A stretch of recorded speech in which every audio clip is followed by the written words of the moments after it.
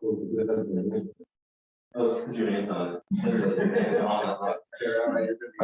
we're on the top of Yutes Samad Aleph. So we said in the Mishnah that they would bring the Kohen Gadol up to the base of Tinas, to the chamber of Tinas. He would be given over to the Ziknei Kahuna, and they would take him there. So the question in part is, what happened exactly in the Lishka space of Tinas? Why did the Kohen Gadol have to go there?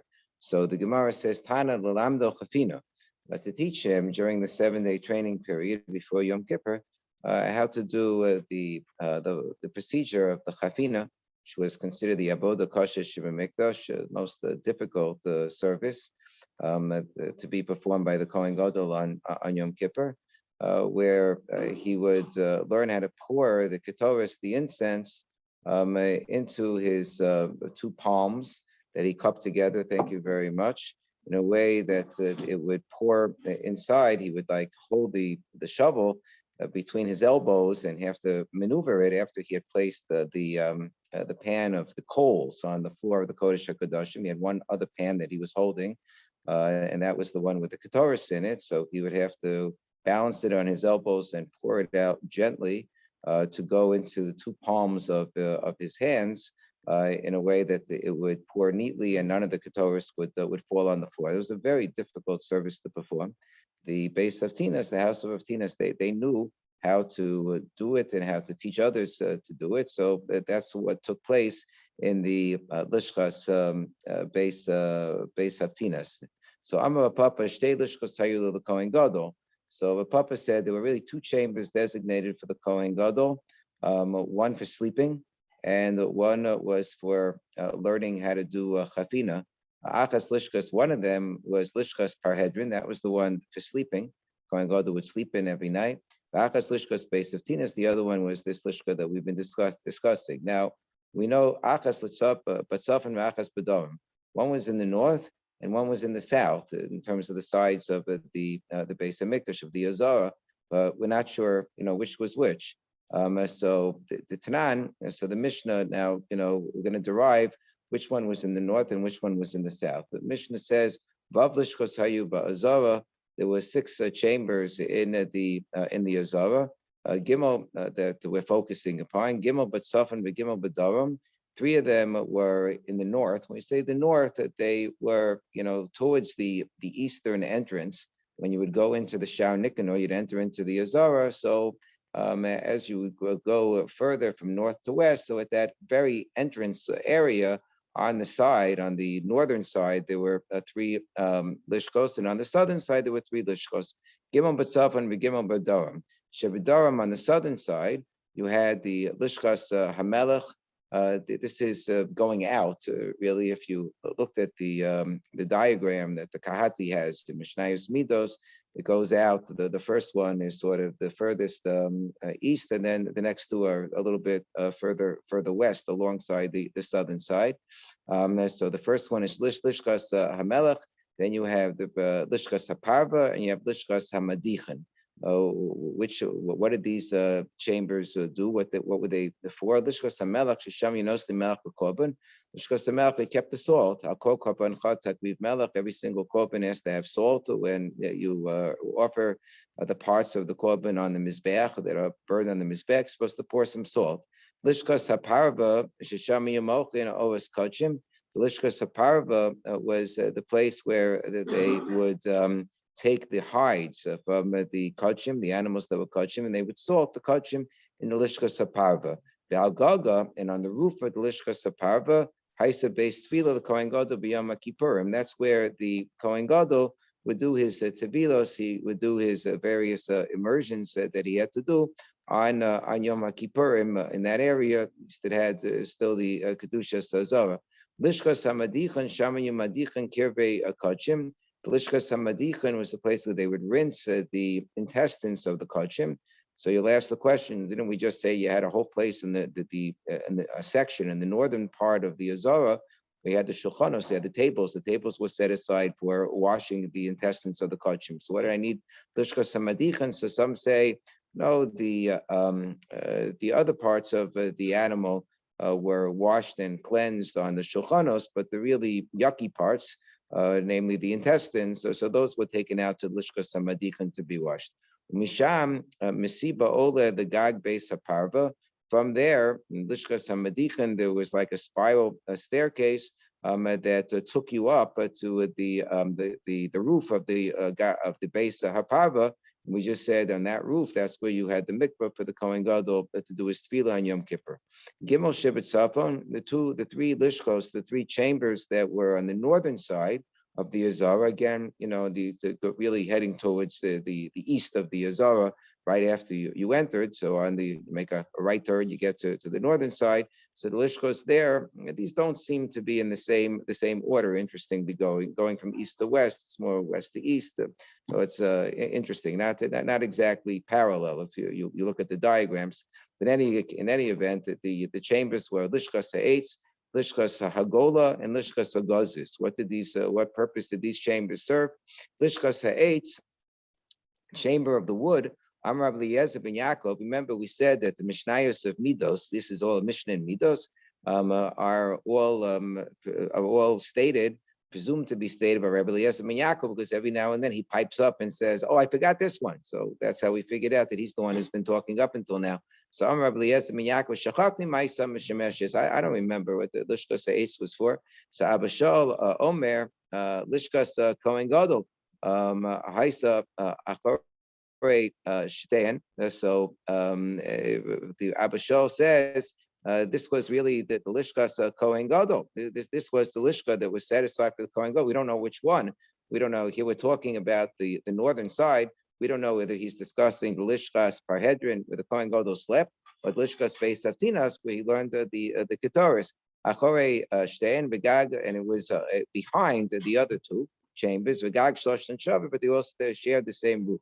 Lishkas Hagola, okay, what was the Lishkas Hagola for? Shamaya Bor Hagola. That's where they made a special well. They had a special cistern that was set up with fresh water for those who were coming in from the Golos to the base of Mikdash. There should always be fresh water for them to drink. A Gagonas and a love that they had a pulley that was constantly bringing in. It was wheeling in the fresh water. Mishama speaking mayim l'kol and this provided water for the entire Azara. Okay. Lishkas Hagazis, Shama Sanhedrin Shayisrael, Lishkas Hagazis, the Yun chamber, the stone Yun chamber we're familiar with because that's where the Sanhedrin sat. That's a famous one. Shama Sanhedrin Shayisrael Yosheres Adonis Kohanim. They had to be in the Azara because they were examining the Kohanim to make sure that they were fit to do service.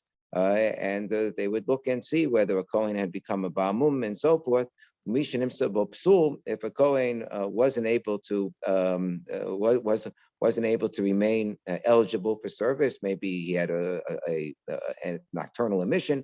They determined he was tamei. He would put on black clothes and he would envelop himself with black clothes. And he would have to kind of shamefully go out and leave and not be able to do the service. So showed himself psul, but a Kohen who was found to be immaculate and didn't have a blemish of any sort, so he would wear white clothing. This is a celebratory. It could be an explanation as to why we wear white clothing on Pesach. Different reasons given to humble ourselves, but also to elevate ourselves, because everybody was supposed to eat kachim on Pesach night. Everyone's supposed to eat from the korban Pesach. You had levanim and show, I'm eligible. I one of the good people who's not disqualified, right? Hayalovesh levanim misate levanim, and would wrap themselves with white clothing. And they would administer the service in the base of Mikdash together with their other brethren, the Kohanim. But Daram, what about on it?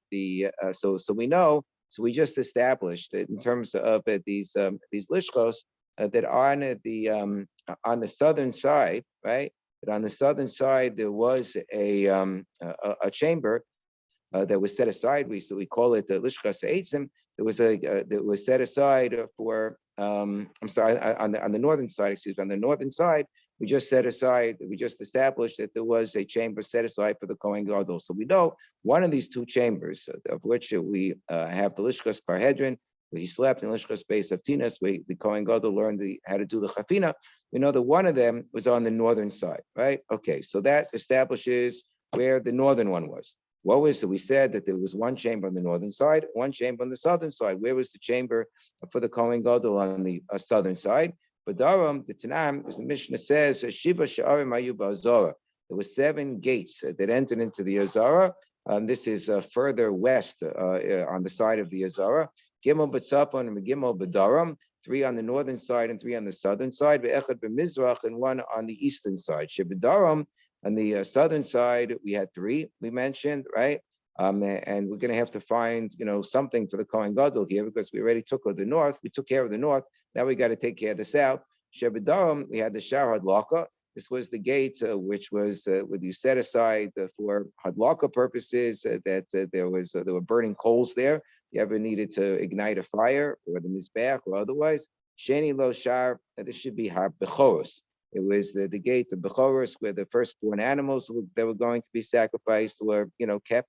Shlishi, or they were brought. Shlishi Lo Sharamayim. The third one was the Sharamayim. That's where they would bring in the flask of water for the libations of water on Sukkot and Nisuch Hamayim. Okay, that takes care of the south. Sheba Mizrach, on the eastern side was the famous gate when you enter the Azara altogether, the gate of Nicanor. He brought these, beautiful copper doors that's for the Beis Hamikdash. And risked his life basically to make sure that they would get to their destination. Shar Nicanor, Ushtei Lishkos Hayusham. There were 2 mini chambers that were on the gates of Nicanor were enormous. So they were like a carve out of like little doors, on the right and left side of the Shar Nicanor that would bring you into little chambers. Ushtei Lishkos Hayusham, Achas B'mino ve'achas B'smolo, one on the right side of the gate and one on the left side of the gate of Nicanor. Achas Lishkos Pinchas Malabesh. Amalbish, one of them was the Lishka of the chamber of Pinchas, who knew how to put the clothes, the big Tekuna on the Kohanim. So that's where he was situated with his clothing to dress the Kohanim. V'achas Lishkas Osei Chavitin, and one was the Lishka where the Chavitin, they had to be bought by the Kohen Gadol every single day. Achasisa b'bokim, achasisa be'erev, certain korban mincha, but that would be prepared. Shevet Tzafon on the northern side, you had Shar Nitzotz. You had the gate of Nitzotz. The gate of Nitzotz was what? That's maybe that's the place. Hold on, where they would have what did I say? I said that Shar Nitzotz. I'm not sure what the Shar Nitzotz. Maybe Shar Nitzotz was also a place where they had a fire burning. That's a Shar Nitzotz, a fire burning. Kamin Aksadra Haya was like a portico. Binyan Aksadra Haya, Balia Benuya Lo Agaba. There was an attic that was built on top of it. B'Sham Kohanim Shomim Milmala Leviyim Milmata, and it served as a guard post in the base of Mikdash. The Kohanim would stand guard on top and the Leviyim on the bottom. Shlifnim Menu Achel. And then within it, as you go to sort of the outer part of the Azara, was the Chel, was that area of 10 amos or so that went around the entire Azara. It didn't have the full-fledged Kedushas Azara. Sheni Lo, the next binyan over on the northern side was what? Was Shar HaKorban. Was the gate. We're talking about the gates here. So the next gate was the Shar HaKorban, was the gate of Korbanos. Rashi says he doesn't know exactly which Korbanos. Lo Yadati Lama Nikrash. He doesn't know why it was called that. Shlishi Lo Shar Beis Hamokad. The third one on the northern side was this giant chamber that had the 4 mini chambers and the 4 quadrants that we've discussed. It was the Shar Beis Hamoka. That was certainly a place where there were fires that were intended to warm up the Kohanim because they had to walk around barefoot in the Azara. V'tanya Chamesh Tfilas V'Sara Kiddushin Tovel Kohen Gadol Mekadesh Bo Bayom, and we have a brisa that says that the Kohen Gadol would immerse himself 5 times, and then he would also use the kior to wash his hands and feet 10 times over the course of Yom Kippur. V'kulam Makodesh al Gag Beis Haparva Chutz Mizu Shahaisa B'chol al Gabe Sharamayim. And all of them were on the roof of the Beis Haparva that we discussed in the first Mishnah that we quoted about the six lishkos, and we said that the three were in the south, and one of them was the lishkos haparva that was in the south. Where on the roof the Kohen would do his tefillos, right? But so all of the tefillos were done there, except for one that was done on the Sharamayim, on the gate of the gate of the water. But the Ubitzad Lishkaso Haisa. And it was on the very side of his own individual lishka. So now, for the first time, we're mentioning the individual lishka of the Kohen Gadol, and we say that it was on the southern side, right next to where we had this Shar Hamayim, where we had the gate of the water. Why is it called, the gate of the water? Because he had this extra place where he would do tefillah. It was on the side of the Azara, in a place where it was not Kodesh. So the first tefillah of the day that didn't have to be done in the Yazara, that's when he would begin service any day. So that was done in the Shar Hamayim, and that tefillah was on the side of his lishka, his private chamber. So we see that there was another private chamber of the Kohen Gadol that was in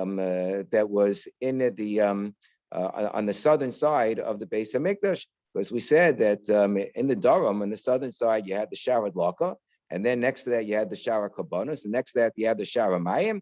And then we went off and we discussed what was in the east and what was in the north. But when we were discussing the south, at the very beginning of this particular Mishnah, this happens to be a Mishnah in Midos as well. So we go at the very end, we're sort of mentioning, by the way, this Sharamayim that we mentioned at the beginning, next to that Sharamayim was another Lishka of the Kohen Gadol. So in the first Mishnah, we mentioned that there was a Lishka of the Kohen Gadol in the north. And in the second Mishnah, we mentioned that there's a Lishka of the Kohen Gadol in the south. But we didn't say which Lishka is which one is Lishkas Parhedrin and which one is Lishkas Beis Aptinas. Below Yadani, Lishkas Parhedrin, Masaf, and Lishkas Beis Aptinas, B'daram. I don't know if the Lishkas Parhedrin where he slept was in the north, and Lishkas Beis Aptinas where he learned the Chafina was in the south, or Lishkas Beis Aptinas B'tzaf and Lishkas Parhedrin B'daram, or whether the Lishkas Beis Aptinas was actually in the north and Lishkas Parhedrin where he slept was in the south. Mistabra says that the Gemara that it makes sense to assume the Lishkas Parhedrin B'daram Havai. The place where he slept would have been in the south, and the place where he learned how to do the Chafina with the Ketaris was in the north. My time, because what's the reason? When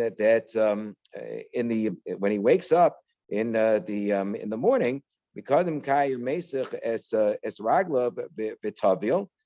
that he would get up, and what do people do when they get up? They use the bathroom, and the vitavil, and then he's going to be toivel. We already said that the place in which he's going to be toivel is next to the Sharamayim in the south.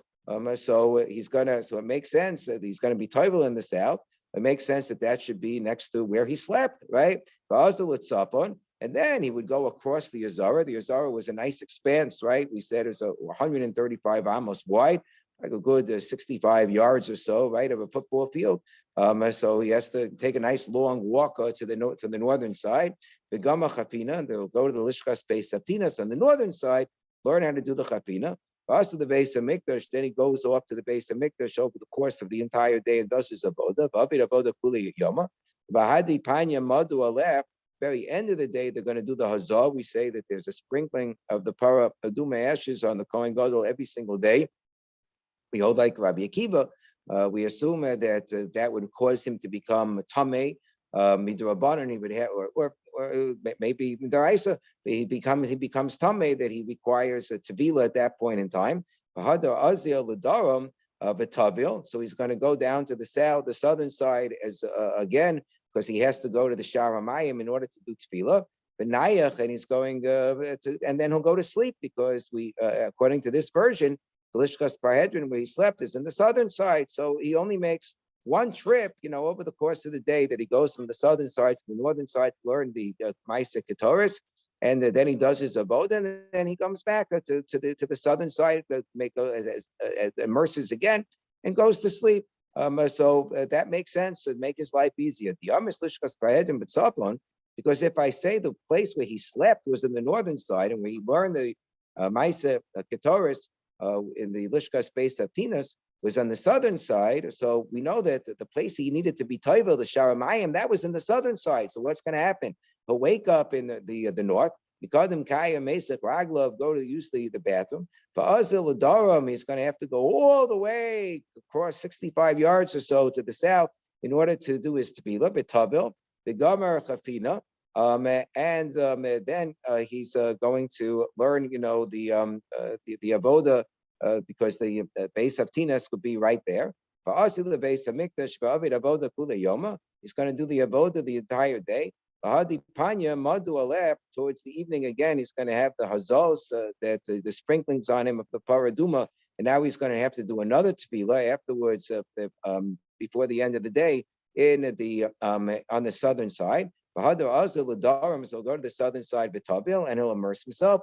And now he has to cross a second time over from the southern side to the northern side in order to go to sleep. We may have to go to sleep. So we're really requiring an extra trip that we wouldn't have required otherwise for him to take this trek across the 135 amos to go from the southern side to the northern side to go to sleep. When we talk, so why should we cause him to have so much tircha? Clearly, we would want to situate the lishkos in such a way that we minimize his tircha. So now the Gemara says, why is that a proof? That the Lishkas base of Tinas had to be on the northern side and Lishkas Parhedrin on the southern side to enable him to sleep near the place where he needs to immerse. It's good to make him work harder. Why shouldn't we make it difficult for the Kohen Gadol? The Sidukehu, especially in the second base of Mikdash period, where you had Kohanim Gedolim who were suspect of being Sidukim, we don't want Sidukim. So we figured Sidukim are probably lazy bums. So Lifrosh, so what he sees, he has to take this extra trek. Of course, he has to go twice across this football field. He's not going to want to do it. So he's not going to want to do the avodah, the lifosh. Even if he's a kosher Kohen Gadol, we don't want him to be too haughty. So therefore, we make him walk a little bit. Because if we only cared about the convenience of the Kohen Gadol, we would put them both in the same chamber, have him learn the guitarist in the same place where he sleeps, make his life even much easier. Or put them right next to each other, or just put them both in the same place. But the fact that we have one on one side and one on the other side, so it shows that we want to trouble the Kohen Gadol a little bit. He's going to have to make at least one trip. So make one trip, he can make two trips. For Amulo, so what do we say in the Mishnah? We said to the Kohen Gadol, Ishi Kohen Gadol, you have to understand that you are the shliach of the bezdin, the shliach of the bezdin, and the shliach of Klal Yisrael. Shliach bezdin. You're basically the representative of the people. So that really seems to go against the opinion that says that the Kohanim are the representatives not of the people, but of HaKadosh Baruch Hu. So that goes against, seems to be a kasha in Rav Huna Beit Rav Yeshua's opinion. Rav Huna Beit Rav Yeshua, because he said, the Kohanim are the agents of HaKadosh Baruch Hu, and he had a good argument. He said, if the Kohanim are really the representatives of Klal Yisrael, well, Klal Yisrael, they can't do the avoda. And where do you find something the person himself couldn't do it, and his shliach, his agent, can do it? It has to be. Navshe, the Gemara Nazir says you can't do something yourself. You can't appoint a shliach to do it, right? So Haki come relate. So we say no, it's not a kasha on Rav Huna Beit Rav Yeshua per se, because it could be that the Kohen really is the shliach, was viewed even in this Mishnah as the shliach of a Kodesh Baruch Hu. But what they're saying to him when they say that you're our shliach, they're saying Mashpina nu alecha datenu vadas bezdin, that you're that we're imposing and administering this oath, the shvu, upon you to do the avoda properly, upon our own authority, and upon the authority of the bezdin. But not per se that you are a shliach of the bezdin. We mean to say that you are taking this oath as subject to the authority of the bezdin, of the Beis Hamikdash. So of the Sanhedrin. That was not necessarily to indicate that he's serving as a shliach, he's serving as an agent of the people per se. We could still understand he's an agent of a Kodesh Baruch Hu. Say that when they remind him that he better do the avodah properly and not and administer this oath that he shouldn't veer from the proper way of doing it, so everybody cries. So he cries because they suspected him of being a tziduki. And they cry, they separate and cry. Because there's a general principle that if you're, a choshed b'ksherim, we're all familiar with that expression. That survived the millennia. Say, oh, you're a choshed b'ksherim. So because we know that this is a very serious thing. You're not supposed to be a choshed b'ksherim. That a person, gets a tsaras, they're afflicted with their body if they're a chos v'sholem, if they suspect somebody of wrongdoing improperly. Because that's what happened to Moshe Rabbeinu. He said, "Oh, Bnei Yisrael, what if they're not going to believe me?" And then immediately, immediately he was afflicted with leprosy, as Rashi quotes here. Why did they have to administer all these oaths? What were they worried that he's going to do? They're worried that this Maaseh Ketoris of the pouring out of where he's going to pour the incense into his palms, and then from his palms he's going to pour it into the pan of the hot burning coals, that instead of doing it in the Kodesh HaKadoshim, which is the place he's supposed to do it, he'll do it outside the Kodesh HaKadoshim, in the Heichal, and only bring in the smoking pan into the Kodesh HaKadoshim afterwards, which is against the prescribed manner that it's supposed to be done according to the Torah. So he shouldn't to do it all on the outside, pour the Torah onto the coals from the outside and bring it in afterwards, in the manner in which the Tzidukin do it, because the Tzidukin interpret the psukim that says Ki bi'anon ero'eh ala kaporis, that it has to already be smoking when you go into the kaporis, when you go into the Kodesh HaKadoshim. But that's not the proper, that's not the Torah Sheba'al Peh. Torah Sheba'al Peh is no, that in the kaporis, in the basic Kodesh HaKadoshim itself, that's when you create the smoke. Tanu Rabbanan Ma'aseh b'tziduki echad, there was one of these tzidukim, she'hiskim b'chutz v'hichnis, that he did it in the way of the tzidukim, that he interpreted it as ki im be'anon, that has to, only when there's already, smoke, do you enter into the Kodesh HaKadoshim, v'hichnis, and he brought it in that way. This was on Yom Kippur. You see also, simcha gedolah. So when he left, he was so overjoyed. Wow, I'm so happy I was able to do it properly, according to the Tziduki tradition. These people were the Shema, right? Pagabo Aviv. So his father, met him. Amalo b'ni apapi shitzidukanon. And we said, hey, I taught you too well in, Tziduki school. He said, even though we're Tzidukim, we're kind of fearful that maybe the Prushim are right and, we might get punished. We're still, afraid of the Prushim, of the good guys, right? So Amalo ko yamai isim mitztara la mikra zeh. So he said, no, you don't understand. My entire life, I felt so bad that we weren't fulfilling this pasuk properly, in my opinion. That through the smoke, you should present yourself in front of the kaporos in the Kodesh HaKadoshim, that it should be that when you walk into the Kodesh HaKadoshim, that the pan is already smoking. Amarti, Masai, you got to wonder what he was smoking. Masai yavo the yadi v'akaimenu. So I wondered to myself, when am I going to have an opportunity to perform this ritual properly? Now that I had the opportunity, how could I not have done it? So they said that it didn't take too long until this fellow dropped dead. And he was lying in the garbage dumps. And there were worms coming out of his nose. He explained that it was from the nose, because the first part of the body, right, that enters when a person enters into a room is the nose. So therefore, the nose was punished. That was the first part of his body that entered into the Kodesh HaKadoshim improperly. And some say that it's not Yomim Muatim. It didn't take a few days for him to die. He died immediately. Or maybe right after this conversation with the father. Maybe the conversation with the father took place before the incident.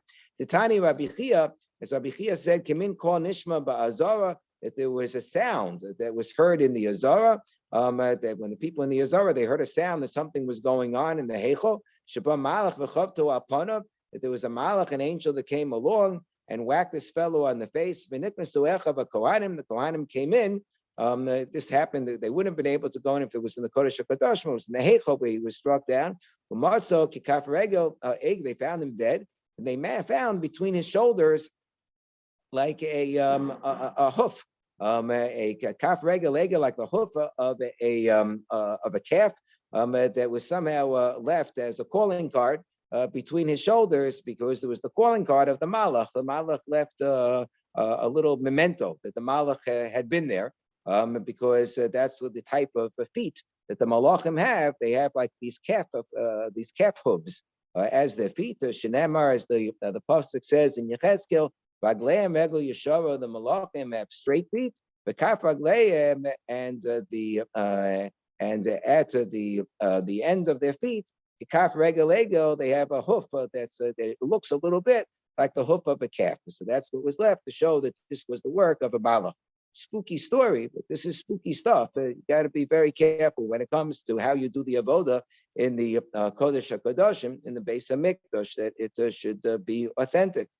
All of our Batik Nesios of Mikdash Ma'at. That's why we're especially careful. We try to be careful in every aspect of our lives, but in particular, the way that you do the liturgy, the way you do things in the Beis Knesset, you have to, not veer from accepted traditions. The Germans are very, very meticulous about this, but there's a strong basis for it. Amar Rabbi Zachariah, okay, some yakis here that get confirmed. Let's stay. Amar Rabbi Zachariah ben Kivuto v'chulei. So Rabbi Zachariah ben Kivuto mentioned that sometimes he would be there. He would read from the Sefer Daniel. And many times he would read in Sefer Daniel in front of the Kohen Gadol. So what was his name? We find the different ways of pronouncing his name. Kivuto, Kibulos. So Masni le Rav Chanan Barab Lechia Rav Kamed Rav. So Rav Chanan Barab was teaching the son of Rav Chia in front of Rav. He was teaching him the name. So I'm Kamed Rav. So he said, I'm Rav Zachariah ben Kiputel. That he was reciting this in his name and saying that it was Zachariah ben Kaputel. Maybe he was saying, I'm a Rebbe. In the Mishnah, it should be Zachariah ben Kaputel. And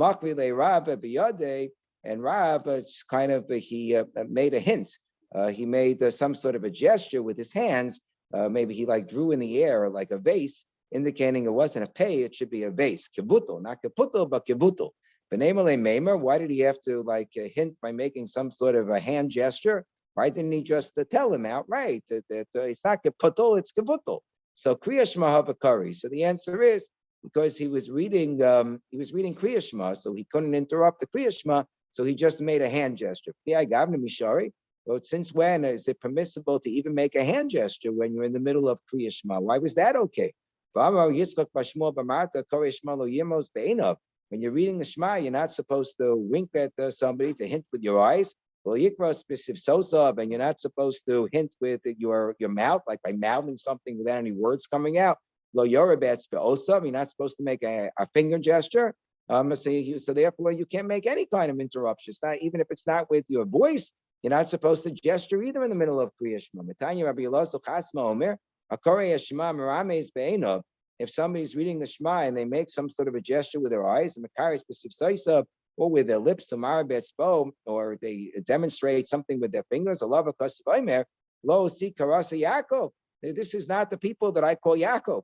Yaakov, when Yosef, when he met Yosef after all those years, and there's this wonderful moment of reuniting of a father and son after 22 years, and Yosef is, hugging him and kissing him and so forth. So Yaakov isn't doing anything. Why isn't he doing anything? Because as the tradition says, he's reading Kriya Shema. You don't interrupt Kriya Shema for anything. So this is not the way of my people Yaakov to make gestures in the middle of Kriya Shema. So what was Rav doing over here? So we say lo kasha, no kasha, have a parak rishon, have a parak sheni. That when is it you can't make gestures? The first parak, when you say "Vayu adrim ma'ila alavacha," so when you say that that pasuk alava, you have to really take to heart the words that you're saying. In the first parsha of Kriya Shema, you can't even hint it to somebody, but after the first parsha, so then it would be okay to hint. So that's what Rav was doing. He was already finished with the first parsha of Kriya Shema. He was up to, let's say, the second parsha already. So at that point in time, the parak sheni in the second parsha Kriya Shema, it was okay to hit. So Tana Rabbanan with the Barta Bum. So on this subject, the Kriya Shema says with the Barta Bum that you're supposed to speak in them. So Bum below Tefillah, that whatever type of interruptions that you're allowed to make, that's what the Tosfos says over here. Show a year, Meshik Kavod. Somebody comes over who's a very venerable figure to say hello. So we allow certain interruptions either in the middle of the parasha or at the end of the parasha under those situations. But that's only for Kriya Shema. That's not for Shmona Esrei. Shmona Esrei, no interruptions. Rashi has a different interpretation that doesn't directly relate to the previous Gemara of making interruptions. Rashi says that it means with the Barata Bam that in Kriya Shema you're allowed to speak audibly when you say the Kriya Shema. But in Shmona Esrei is supposed to be not the Barata, is supposed to be very, very quiet, that people shouldn't hear you daven. The Barata Bam, and then there's another drush of the Barata Bam, yesh l'cha reshus l'daber v'lo b'dvarim acherim. That when it comes to Divrei Torah, the Barata Bam is going in Vayu Adrim Ha'ele, that it's going on the words of Torah, that when you speak, you should speak meaningful words. You should speak words of Torah, and you shouldn't speak about, what's going on in sports. Rabbi Acha says, "V'dibarta ba maseo san keva." Dibarta ba means that when you're speaking, this is what your main emphasis should be in terms of your focus of the things you speak about in life should be Divrei Torah. V'al taseh marai, and don't make it secondary. It should be, what do we talk about? So it's not you talk about everything else and then you throw in a Dvar Torah. You talk about Divrei Torah and then maybe you throw in something else. Amarava Hasak Sichas. I just spent a couple of days at Yeshiva in New York, so I had the opportunity to be in the car with Rav Shechter Shlita. We were driving to various places there and back. So everything is just Divrei Torah. Doesn't have anything else to talk about. So Amarava Hasacha Sichas Kulin over Be'aseh says that if you speak Sichas Kulin, any kind of idle talk, so then you have actually violated a positive commandment. Shnemar the Barta Bam below B'dvar Macherim. It should only be in Divrei Torah. It's actually a violation of a mitzvah's essay to speak about other matters that are not Torah oriented. Over Balav, he says it's not only a positive commandment, it's a negative commandment. Shnemar Kol Adrim Yigim, a pasuk at the beginning of Koheles. All the words wear a person out. Lo yuchalish ledaber. A person has no ability to speak, and Rashi says, "Ein lo v'shus." Sometimes lo yuchal means you don't have the right. You can't just speak stam about anything. That it would be a violation of lo yuchalish ledaber to speak about dvar metelim, things that are idle and frivolous as opposed to Torah. The Mishnah says, "Bikesh lisnam name." We don't want the Kohen Gadol to fall asleep on Yom Kippur, on the night before Yom Kippur. He falls asleep. He might have a nocturnal emission. So Pirkei Kuna makan lefanav etzvat tzreidos. The Pirkei Kuna would snap their fingers skillfully in a very loud way so that he wouldn't fall asleep. Pirkei Kuna were the youngsters of the Kohanim. It was easier for them to stay awake. So he said, "Ishi Kohen Gadol amud v'hapeg achas el ritzpa." Say, go and cool yourself off from your feeling of tiredness to do something on the floor. What exactly would they have him do on the floor? The Gemara is going to explain. They would have him perform various stunts to keep him awake. Masikin also shegias manashkita, and they would occupy him in various ways of having him do stunts and walking around and so forth until this manashkita of the morning would arrive, so he wouldn't fall asleep. So the Gemara says, "My tzreida." What is which finger is the tzreida that they would do the snapping with? So I'm Rabbi Yehuda Tzarasa, the da. That it's the one that's next to the big one, the one that's next to the thumb. So it's the second finger. Mahi gaidel. It's the second. So some say that it's a reference to the third finger. But if you look at the Rashi says zu gaidel be'etzba hasmucha the gaidel. That the gaidel is the thumb. So the da is the gadol is the thumb, and the one next to it is the etzba is the second finger. We call the index finger, right? So machmi Rafuna ba'azol kala b'kule beirav. Rafuna demonstrated how this is done. That you snap with the thumb and the second finger together, and you snap with them on the palm, and you can make a really, really loud noise by snapping. So he showed that it was heard. In the entire base medrash, everybody could hear this really loud snapping noise. So you have to have a talent. You have to know how to snap properly. So that's what they would do with the Kohen Gadol. They would snap him out of his exhaustion, so he would remain awake. And they would say to the Kohen Gadol, we go and place place yourself, do one thing, ala ritzpa, on the floor. So Amar Yitzchak, al chadas, they would say, do something original, do some sort of a stunt. It's an original stunt. Mahi, what's the original stunt that they would have him go out and put himself on the floor to do? So Amilei achvi kida, they would have him perform kida. He'd stand on his head and he would put his thumbs on the floor, and slowly revolve his entire body with the thumbs until he would be standing up straight. It's a very complicated physical maneuver. The Gemara in Sukkah says, I think Levi did it, and he got crippled from it. So it's you got to do it with a certain amount of finesse, but that would keep him awake for sure. And not part of the avodah. Masikin also, no, this is just it's just a stunt. You look at Rashi, no way it's go to ba'aretz. He sticks his thumbs into the floor. B'shoik, and he bends. V'noshek is a ritzpa b'omed, and he turns himself around. So complicated stunt. Masikin also at Shigiyah Basman Shkita, we keep him occupied until the Sman Shkita arrives. Tanya, they didn't use a harp or a lyre to keep him awake with a very tuneful music. They just used their own mouths to keep him awake. And they would sing songs, to keep him awake. What would they sing? They would say that if a Kadosh Baruch Hu doesn't bring a Shechina to build the house of the Beis Hamikdash, so all the construction workers have wasted their time. You need the Kadosh Baruch Hu to approve of what you're doing for the Shechina to come in order for the efforts to bear fruit, to be of lasting value. So this is another reminder that he had better do the avodah properly.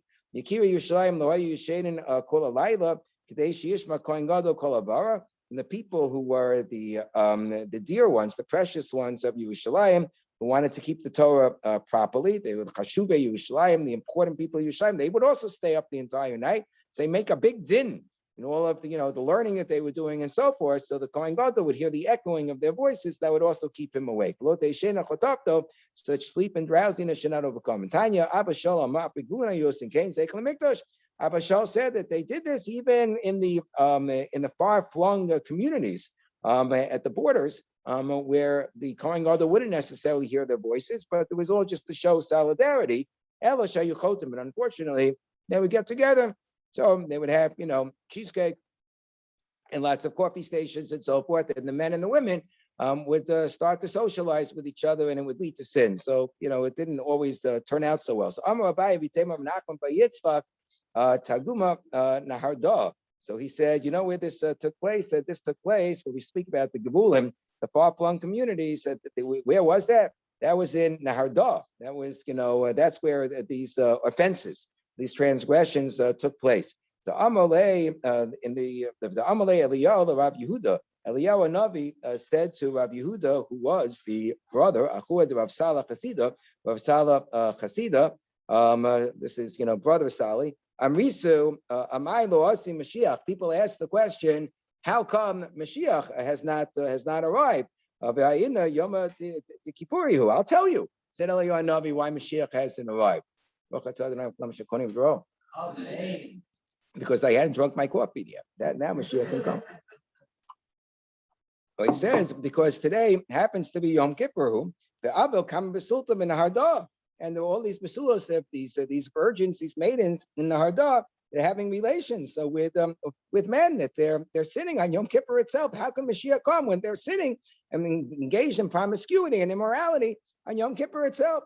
So Amalei Kadosh Baruch Hu Mayamar. So he's very curious, Rabbi Yehuda. He says, so what does Kadosh Baruch Hu have to say about this? It sounds like pretty serious.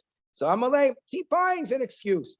Kadosh Baruch Hu tries to find an escape clause for his people to let them off the hook. Says the Pesach Hatas Rovates. Sin crouches at the door. They can't control themselves from sin. Yitzro Tokvam. The Sultan Mayamar. So what does the Sultan say? Presumably he wants to prosecute. Said Eliyahu, no, it's okay. He's not going to be able to prosecute because the one day that he doesn't have authority is Yom Kippur. He can't prosecute on Yom Kippur for their sins. How do we know that? So because the word Satan In Gematria, you put it together, you get the 364 if you add the hay, right? Ha-soton is 364. So Tlasamea, Vishisin Ve'aba, Yomi Isle Rishusam, the solar year. The Sultan has 364 days that he's able to prosecute. But Yom Kippur, Leisle, even when you add all the leap years together, so everything evens out to 365, right? So Yom Kippur, Leisle Rishusa Lishtas Tune.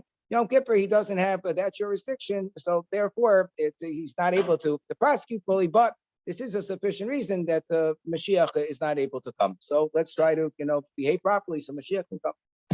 Okay, everybody have a wonderful Shabbos. Thank you, Rabbi. Shabbat shalom. Good Shabbos. Good Shabbos, Rabbi. Thank you. Thank you.